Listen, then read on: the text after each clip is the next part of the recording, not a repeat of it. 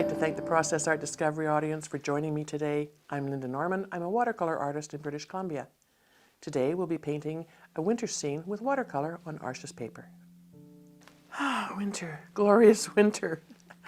After vacationing in a warmer climate, I do have a bit of an appreciation for the cooler weather. And so I thought, with that inspiration, a little bit of winter scenery would be a fun thing to work on today. So I am going to, I think, keep things to blues because of the winter atmosphere sort of lends itself to a more of a blue tone. And in my regular palette here, as you probably already know if you follow along, my Mayan dark blue is my go-to. Daniel Smith paints and Mayan dark blue tend to, for me, be the best way to get that misty, that shadowy coolness. Whereas when I was painting the Mexico scenes, I added the more teal, which had a more yellowy, warmer base. But I think I want to keep the coolness in this painting today. I'm going to be painting on Arches paper, 140 pound, and it's not extra rough. It's called rough, but it's not as textured as some papers that say they're rough are. And we're going to be painting on a horizontal theme. I've wet my paints. They're waking up. It takes a few moments.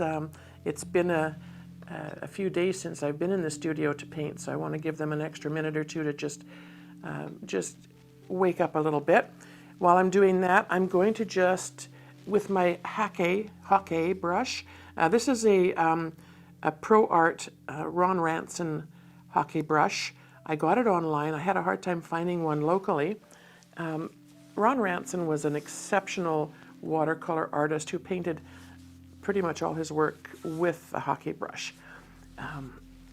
Beautiful, loose techniques, and he's not with us any longer, but I do believe his products may still be available. I've had this one for a few years. As you can see, it's been well used. I'm going to just wet probably the top 2/3 of this page. And I'm just going to let that sit for a moment. I've taped it to a piece of black Coroplast just to help to keep it in place, and I can pick it up and move it around easily without the paper continuing to buckle too much. It will buckle, as the 100% cotton paper does when it gets wet, because it's absorbing that moisture. The fibers are expanding, and that's what causes that buckling. If you leave it generally taped to the surface until it's completely dry, that should all settle down and you should have a nice flat piece. If that doesn't happen, you can iron them. I've done that before, but I find the most effective way for me is to turn the piece over, give it a very light mist, and I use a little mister like this, and you probably can't even see that, it's such a fine mist. Just one light mist on the back, just to wake up those fibers a tiny bit, and then I will press it between two pieces of Coroplast is ideal, or anything that's non-porous, and then put a heavy book on top and leave it for 24 hours or so, and that generally does the trick. And then once you've taken it to the next level, if you put a mat over it, that will help to keep it flattened down. Some people like to adhere them to wood panels, and we'll cover that, I think, in another video, because that's a really fun technique, and it's something that I'm going to be doing a little bit more of this year for presentation and gallery purposes. So we will explore that. But I think I can see the paper has just a lovely sheen, and as you paint more and more, you'll get a feel for what level of wetness you want to see for the techniques that you're using and your style. Everybody's different. We hold our brush different. We put different pressure on. What's light to me is not the same pressure maybe that you would use. Our hands are different. for a long time last year, I was having issues with my hands, and I was at one point thinking maybe I couldn't paint any longer because I wasn't able to hold the brush properly. I've been doing exercises, I've cut out sugar, and my hands now are feeling like they've got a grip, so I'm happy about that. All right, so I'm taking my hake brush just because it's able to hold a lot of water and a lot of pigment, and it will cover a larger area. I mean, I would even be as bold as to try, something this wide if I wanted to, just to get that paint on there, but I think for now I'll stick with this size of the hake, which is, pardon me, I believe it's 1.5 inches wide. And I can see my paints are just needing just a little extra moisture just to get them ready to go. Now, winter skies can be gray, blue, white even. So I'm not going to put a lot of paint in the sky area. I just want enough to indicate that there is a sky. And because there's a fair bit of moisture on the page, I'm just going to make sure that my horizontal line is fairly straight. I have issues with that. And I watched someone the other day paint and reminded me that I should often use a ruler to keep that line straight when it's necessary. So I might use that just to fine-tune things in a little bit. So I'm going to take my my Mayan dark blue, and because there's wet on the page, I'm just going to run this along my horizon line. You can see because the wetness is there, the paint is dissipating, it's following the water. And I think, having said that about the horizon line, I'm not going to worry too much about that because I kind of like the unevenness of things sometimes. So I'm just going to add a little more paint in this background area. With the hake brush on its side angle, I can make indications of trees, a little tree stand in the background there. These I think I'll keep fairly low. I don't want a big pinnacle point in the middle of my design, but I don't mind having a nice little bank of diffused trees in the shadows in the background there. Just gonna wipe off some of that pigment, and it's still fairly strong, so I'm going to take most of the pigment off my brush and just bring a couple of cloudy wisps into the sky.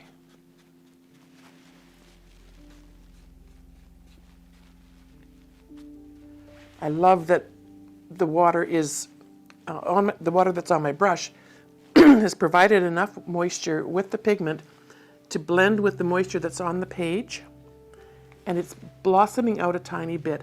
And I'm going to keep an eye on those because they can quickly turn into a hard edge if the amounts of water don't play well together. Okay.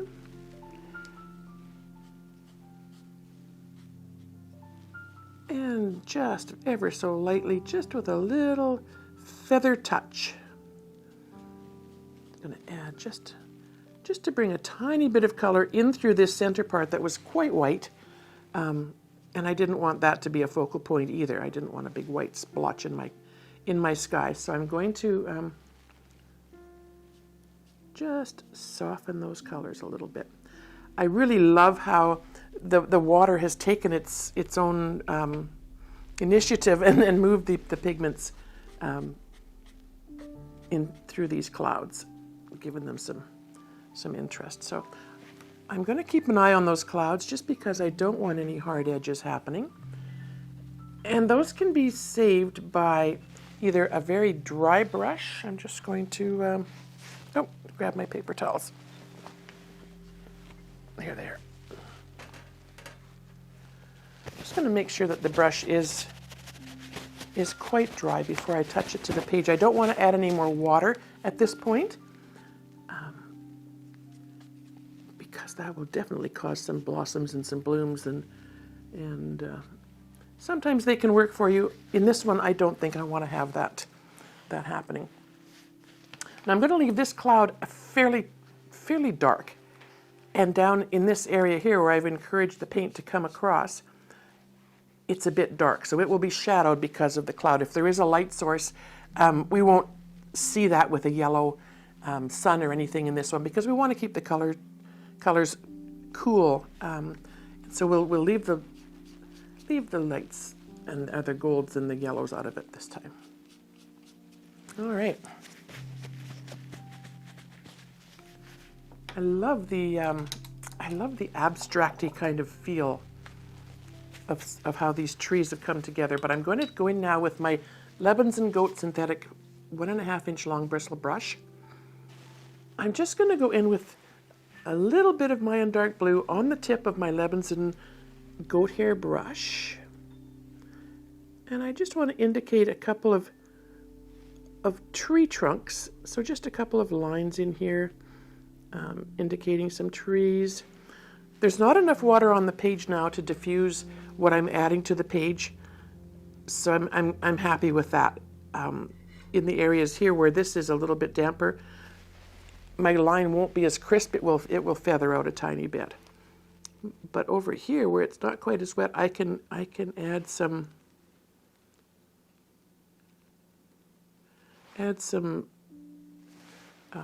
branches and things. Okay. And I don't like the way that is there, so I'm just going to go over the top with some tree shapes. A little point of a pine tree. Some go a little higher than others and a little crooked. And we're just going to keep on making those trees happen. A lot of people think watercolor is unforgiving, but it really isn't. There's always, I find, always a way to overcome and fix things. So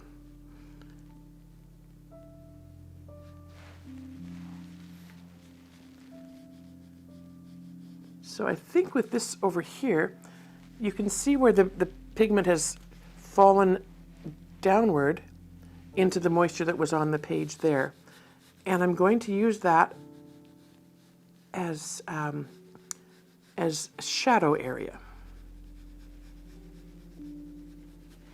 And with the side of my brush, I can get a beautiful textured effect. If I push harder, more water comes from the brush and goes onto the page. And then as I lighten that and lift, I get just the hint of color coming across on the pebble surface of the paper. So that's the beauty of using a rougher paper. And cotton, of course, is going to give you that absorbency at a different level than a cellulose paper would. I love that the whiteness of the paper can show through and will look like little snowbanks. Because this is looking linear the way it's diffusing down through the water, I'm going to just change that a tiny bit by just going back and forth this way to spread things out a little bit.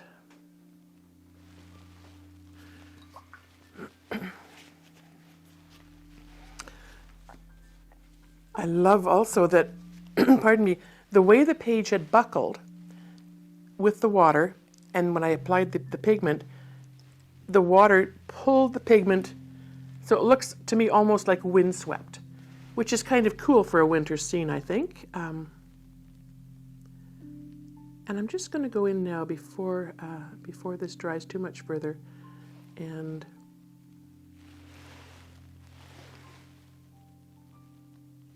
add just a few more tree shapes and just allow the paint to fill in. Now, this is going to be pretty monochromatic. So now's the point where you can decide if you want to add a pop of color somehow. And because it's winter, I mean, you could go with green. You could go with a bit of purple. I guess you could even go with a bit of orange or gold. I'm just thinking whether I think I'd like to keep it more monochromatic. But I will try just a bit of my favorite undersea green, and just very loosely, just under these trees, just there. It's fairly wet, and it's going to diffuse through that little bit of moisture that's left on the page. The page is drying. And we'll add a bit more on this side. You can see where my brush was fairly wet, and it has actually pushed the pigment away, and it's given me another light spot, which is, I'm okay with that. For a winter scene, I think that's just fine.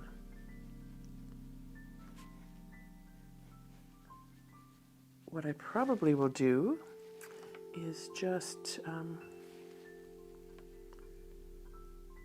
add, just with the tip of my brush, and I've got a bit much on there,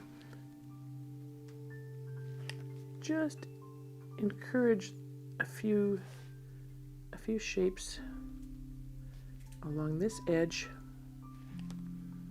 just so that they look like a bit of shrubbery, some bushes happening.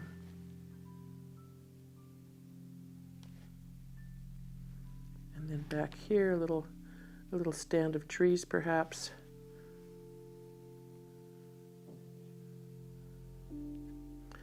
Like I say, the beauty of watercolor for me is that any of this can be changed. Pardon me, if I decided I didn't like these little trees over here, I could change the shape of them. I could even build a mountain over there.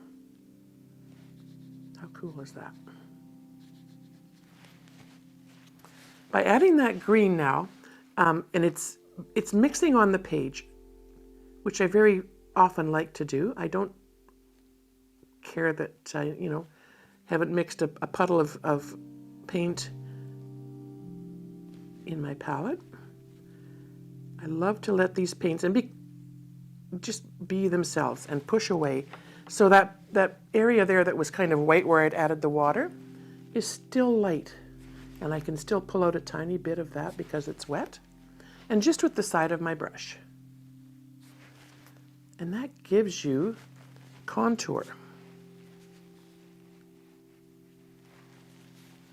Also, a damp paper towel, just to lift out some of the heavy pigment, will give you a misty effect.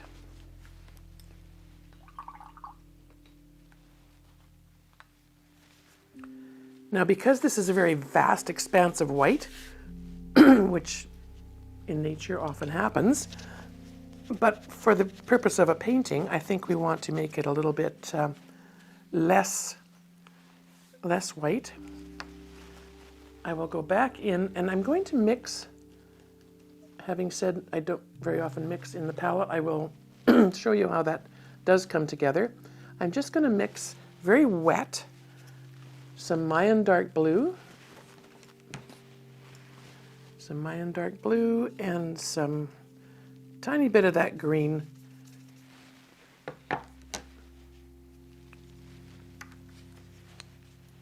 And I'm going to go back with my Solo 5-line brush. And now I'm going to add the water to the bottom of the page, but sparingly. I'm not covering the whole page. I'm just barely touching it there. And now if I go in with with my hake brush, with just barely color on it, and the lightest touch,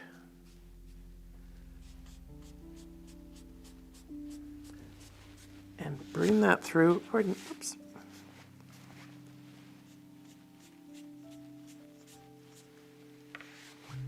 Pull that color through with your paper towel. And just give it a bit of color for some contour in the snowbank.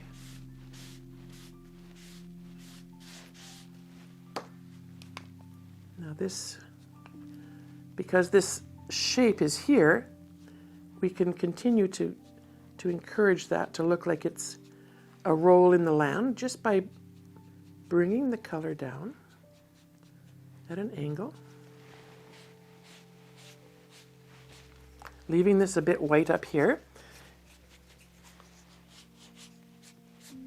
And then just by very lightly scuffing my brush across the page,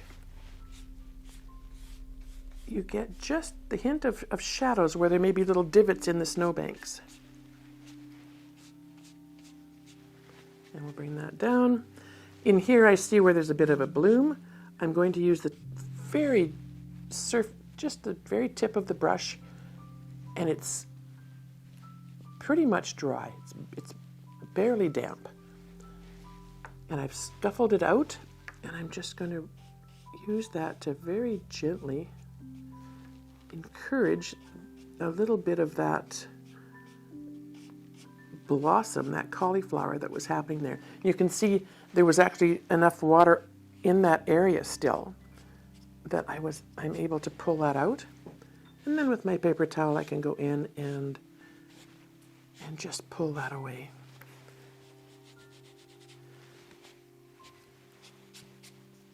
And up here I see we've got more cauliflower blooms, and so I'm just going to go in with again, the tip of my brush and try to soften those edges just a tiny bit. Pull them out.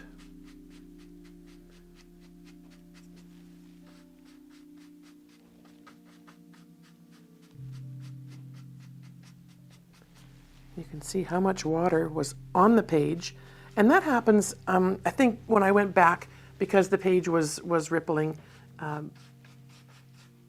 it kind of settled in some of those little divots. And those are just things that you need to keep an eye on if you care. I mean, that was kind of a cool cauliflower blossom anyway, so you could certainly have used that. And this brush is starting to feel a bit on the dampish side. I'm going to go back and find a very dry, this is a 3-line solo brush, and it is very dry. And I'm just going to just ever so lightly just nudge that water across the page.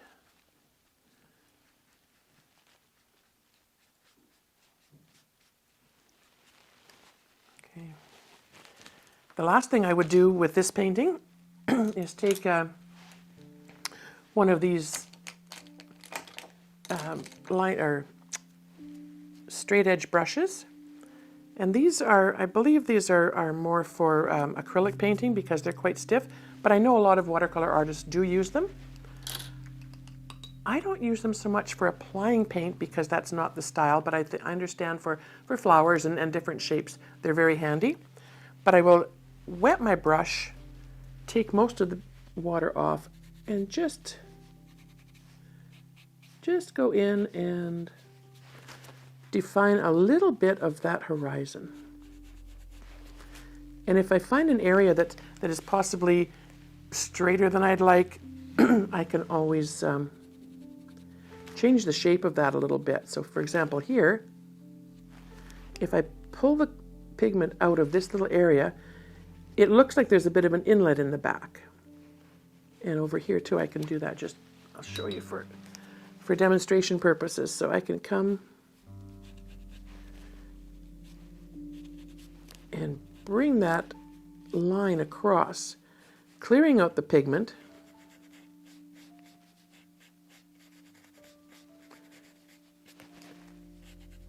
and giving some definition to the shape of that shoreline. And that's a bit of dark pigment there. It looks probably like a bit of a rock. And then also feathering out a tiny bit into the landscape. All right, so there we have a simple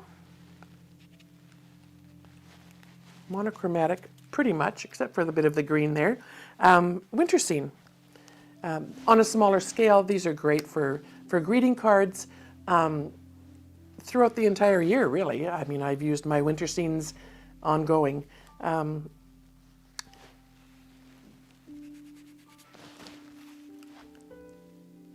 So try it out.